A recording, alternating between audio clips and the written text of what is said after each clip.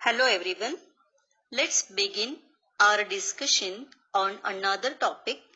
Name of this topic is hydatid disease. It is also called as echinococcosis. This is one of the most important zoonotic disease of man. It belongs to cystode infections. Hydatid disease in humans, it is caused by metacystode stage, that is infective larvae of canine intestinal tapeworm known as Echinococcus, and adult worm of this Echinococcus we can found in dogs as well as in other carnivores. Clinically, you can find there is cystic echinococcosis, or there is alveolar echinococcosis, or there is neotropic echinococcosis, or there is polycystic echinococcosis or hydatidosis. It depends on the species of echinococcus infecting humans. Let's first see geographic distribution of this disease. Hydatidosis, it shows worldwide distribution and even it is public health problem in many areas. This disease, it is especially found in sheep raising countries like Australia, New Zealand, Middle East countries, Turkey, Greece, Latin America. But there are certain areas, but which are very few in number, which are entirely free from the cystodes of the genus Echinococcus. Regarding statistical data, there are more than 1 million people who are living with cystic echinococcosis. These patients, in a majority of cases, they requires surgical intervention, and after surgery or post-operative mortality is about 2.2%, and after treatment with various interventions, in about 6.5% cases relapse is recorded. So two important things which are concerned with the interventions that we take for treating this disease.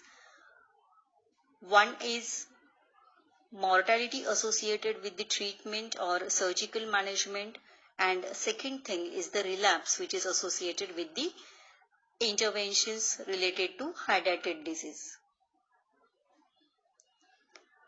In the year 2015, the mortality reported to World Health Organization due to this disease is 19,300 deaths that have been reported. What is the scenario in India? We can find this disease in various parts of the country, but highest prevalence of hydatid disease, it is seen in Andhra Pradesh and Tamil Nadu. Let's see epidemiological determinants of hydatid disease. As you know, name of the genus is Echinococcus, and there are different species which are concerned with infection in man. First, let's see what are these Echinococcus. Echinococcus, these are small tapeworms. They have length of about 2 millimeter to 7 millimeter. Scolex has 4 suckers, and there are 2 rows of hooks. One is small and other is large. We can find 2 to 6 numbers of proglottids. What are the most important species that are concerned with human disease? These species includes Echinococcus granulosus, Echinococcus multilocularis, Echinococcus oligarthus, and Echinococcus vogeli. Let's first see Echinococcus granulosus. Echinococcus granulosus, it shows worldwide distribution. For this, dog is the final host, and in human, infective larvae, they are responsible for causing hydatidosis or echinococcosis. And we can find unilocular types of cysts in echinococcosis which are caused by Echinococcus granulosus. Echinococcus multilocularis, it is restricted to northern hemisphere and its incidence is increasing in certain countries like Iran and Turkey. The life form which causes infection in man is metacystode, that is infective larvae. Infection with multilocularis species, it causes alveolar echinococcosis. So initially we said Echinococcus granulosus responsible for causing cystic echinococcosis, whereas this species Echinococcus multilocularis, it is responsible for causing alveolar echinococcosis. There are two more species. One is Echinococcus oligarthus. This species, it is mainly found in Central America and South America. It is responsible for causing neotropic echinococcosis. Fourth important species involved in hydatid disease of man, it is Echinococcus vogeli. This species, it is also found in Central America and South America, and it is responsible for causing polycystic hydatidosis. Four different names of the agent, and accordingly clinical diagnosis may also differ. We said it's cystic echinococcosis, it's alveolar echinococcosis, it's neotropic or polycystic echinococcosis. Now let's see life cycle of Echinococcus. Basically, the cycle, it is maintained between dog and sheep. Sometimes other carnivores are also involved. So it can be dog and goat, it can be dog and cattle, it can be dog and camel. But most important cycle is between dog and sheep. Man is accidental host for Echinococcus. Where do we find adult tapeworm? Adult tapeworm, it lives in small intestine of dogs. Dogs are definitive host for Echinococcus. So in dogs we can find adult forms.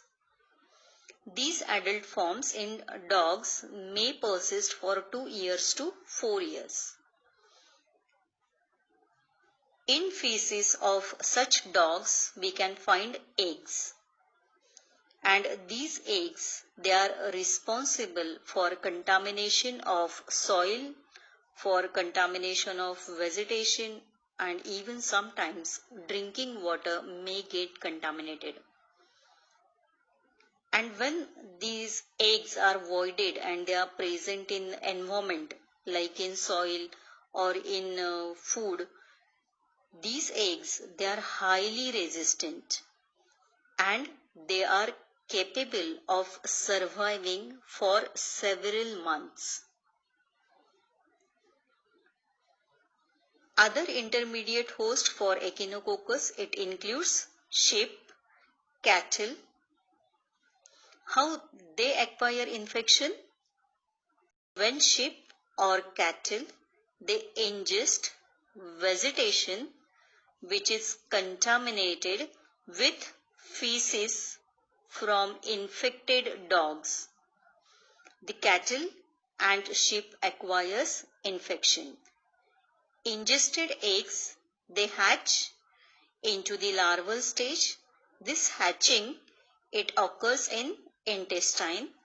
Now once larvae appears in intestine, they penetrate intestinal lining and they migrate to different organs of the body. Most frequently, these larvae, they get lodged in liver, lungs, brain, and these larvae, they develop into hydatid cyst. When life cycle gets completed, life cycle gets completed when sheep or cattle viscera, they are containing hydatid cyst, are eaten by dogs. These dogs which gets infected by consumption of viscera of sheep or cattle containing hydatid cyst, they pass eggs approximately within 6 weeks after infection, and again these eggs which are passed in the environment continues the cycle. So this is about life cycle of Echinococcus. What are the various host factors related with this disease? Basically, host factors plays major role in epidemiology of hydatid disease. See, there are several factors which are concerned with epidemiology of particular diseases. Like for example, if we take malaria, in case of malaria, environmental factors are playing major role in epidemiology. But here in case of hydatid disease, these are host factors which are playing important role in epidemiology of echinococcosis or hydatid disease. Basically, human infection, it is generally acquired during childhood, specifically when children they have contact with the infected dogs. In addition to this contact to infected dogs, there are other behavioral patterns of human which are concerned with occurrence of hydatid disease. Most important things in our community which are contributing to spread of hydatid disease, it includes first important things is uncontrolled slaughtering of those animals whose flesh is consumed. In addition to this, the offal, it is not disposed of properly. So indiscriminate disposal of offal is another important factor concerned with transmission of hydatid disease. Eating habits of people, it also plays major role. And in addition to this, for the carcasses or for the dead animals, disposal system is not available in majority parts of our country. These are the various factors related to the hydatid disease. Is there any relation of this disease with occupation? As we said, the basic cycle in the nature, it is maintained between dog and sheep. Which people will have higher risk of developing hydatid disease? Those who are coming in contact with sheep, and along with them they are having dogs also. Can you guess? These are shepherds. These are shepherds and their family members which are having higher risk. See, both hosts they are present along with them. They are having sheep also, and they are having at least in one family one dog is always seen along with shepherds. Another important occupational exposure is those people who are involved in making of shoes. Shoemakers is another important occupation concerned with hydatid disease. How this disease is transmitted, what is mode of transmission of hydatid disease, how human acquires infection, that we will see first. Human acquires infection due to ingestion of food or water or vegetables which are contaminated with eggs of infected dogs. Whenever, as you know, these dogs they excrete eggs in the feces, and if vegetables are grown in such area, there is possibility of presence of these eggs on the vegetables. And another important habit of people, if people use vegetables without washing, possibility of transmission increases more. Another way of acquiring infection, which already we have seen in case of children, possibility is more. So whenever children they play along with dogs, or these can be those people who are handling dogs, and if these dogs are infected, there is possibility of transfer of eggs through fingers to mouth, provided there is lack of personal hygiene. So if these people they handle dog and without washing the fingers are carried to mouth, possibility of transmission is there. One more mode of transmission we can see in hydatid disease, this is inhalation. Inhalation of dust which is contaminated with infected eggs. These are three modes, as we said. There can be ingestion, second it can be inhalation, or there can be contact with the infected dogs and when fingers are carried to the mouth. But there is no direct man-to-man transmission. So this is most important thing to remember. No direct man-to-man transmission is seen in hydatid disease.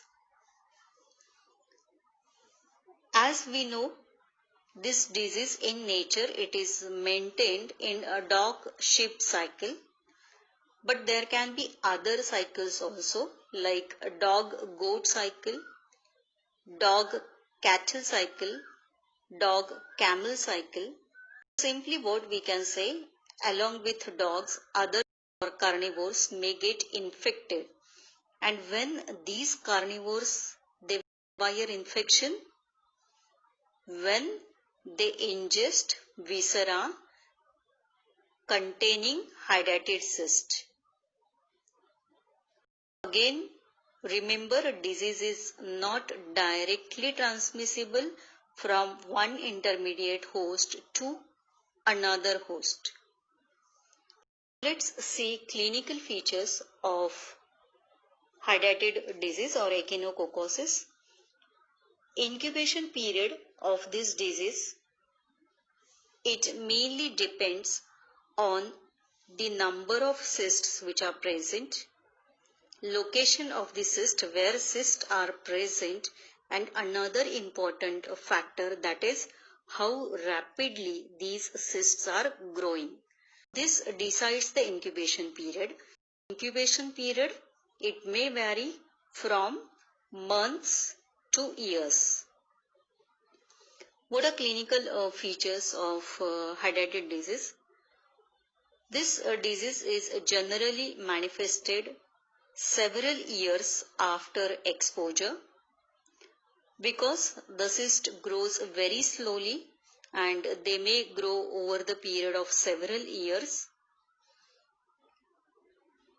It may happen that majority of patients, they are having cyst in their body and they are not manifesting any signs and symptoms. What can be the size of this cyst? They can be very small, so smallest size. It can be like that of pinhead, very small size, pinhead size, or even it can be up to the size of small football. So size is variable in different patients. We can see cyst of different sizes. What are the common sites where we can see these cysts, or what are the common sites where these cysts are located? These sites, it mainly includes liver. Whatever cysts they are formed, near about 70% cysts, they are located in right lobe of liver, and remaining 30% we can find in lungs, in brain, kidney, peritoneum, or even in long bones. What cysts consist of? These cysts, they are filled with watery fluid and they contains large number of tapeworm heads. If these cyst ruptures, what is the possibility? If cyst ruptures, there is a release of brood capsules and it may result in formation of hydatid cyst at other sites. There is possibility that ingestion of single egg can give rise to several hydatid cysts, and each hydatid cyst can contain several number of brood capsules. What clinical picture we can see? As we said, in majority of cases it can be asymptomatic because cysts, they are of very small size and they do not show any manifestation. But in few cases, if the cysts are larger in size, we may find some pressure symptoms, and manifestation will depend on the location. As we said, majority of cases they are having these cysts located in the liver. So in majority of cases, commonest manifestation is jaundice. How we can diagnose these cases? The cases of hydatid cyst can be diagnosed on clinical ground or by doing some special investigation or by doing some serological test. What is significance of clinical history for diagnosis of hydatid disease? The first history that should be inquired is residence of the patient. If the patient is residing in that area where hydatid disease or hydatid cyst is endemic, that is the first clue. And a second clue in the diagnosis is whether the person is having close association with dogs. What investigations can help us in diagnosis? It's X-ray. X-ray can help to locate the cyst. New technologies like ultrasonography are most commonly used nowadays. Then CAT scan, MRI, all these are the things that helps in diagnosis of hydatid disease. In a serological test, we can think of indirect immunofluorescence test, ELISA test, and one more test which is performed in hydatid disease is Cassoni test. These are a few tests that can help in diagnosis of hydatid disease. How to treat this condition? Basically, there is no specific treatment for hydatid disease. On experimental basis, The drug mebendazole has been tried and mebendazole found very effective in mice. But as we said, the size of cyst is variable and sometimes it may have size of small football. What is the important intervention that will be required for treatment? Of course, it is surgical intervention. So surgical removal of cyst, it is one of the most important criteria in treatment of these patients. But remember, whenever patient is advised surgery, don't forget the most important risk of anaphylactic shock. How anaphylactic shock can occur in surgical process. If there is accidental penetration of the cyst, this can cause release of the fluid and which is responsible for causing anaphylactic shock. One of the most important risk which is associated with surgical intervention is anaphylactic shock. Now, how we can prevent and control this disease? Attention should be paid to controlling the disease in dogs, and attention should be paid to educate the people. Regarding dogs, we can reduce disease in dogs. How it can be done? Ideally, these dogs should be kept away from slaughterhouses. Why it is essential? Because whenever dogs consume offal containing hydrated cyst, possibility that dog acquires infection. So if we keep dogs away from slaughterhouses and if we don't allow dogs to feed on carcasses, this can reduce occurrence of infection in dogs. Dogs should not be allowed to eat uncooked offal.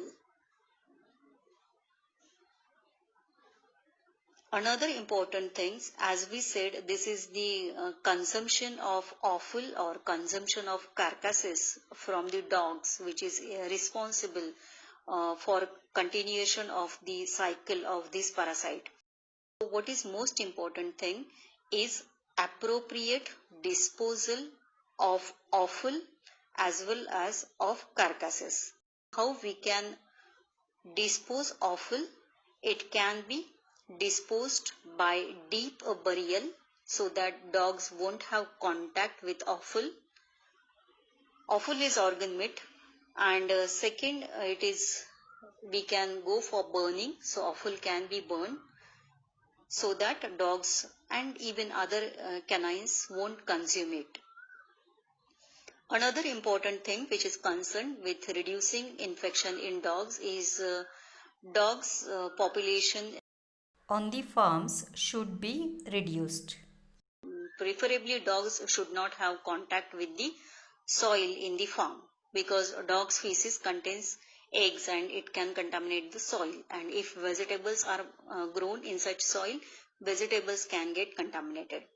And another important thing is advice from veterinary physicians as far as pet dogs are concerned.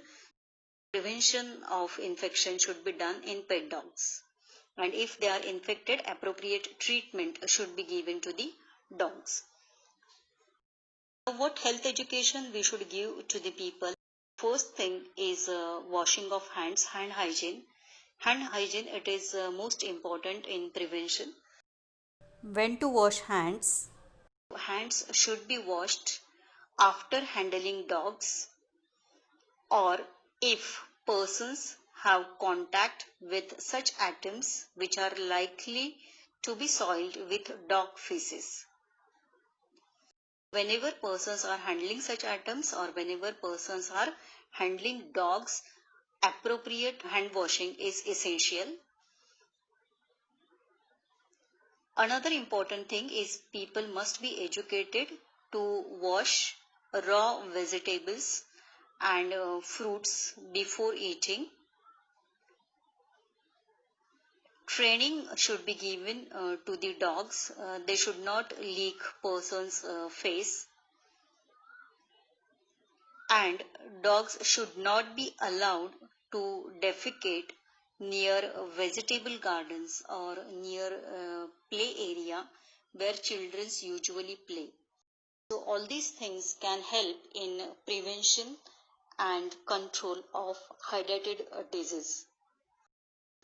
This disease caused by the genus Echinococcus, and clinically you can find cystic echinococcosis, or there can be alveolar or neotropic echinococcosis.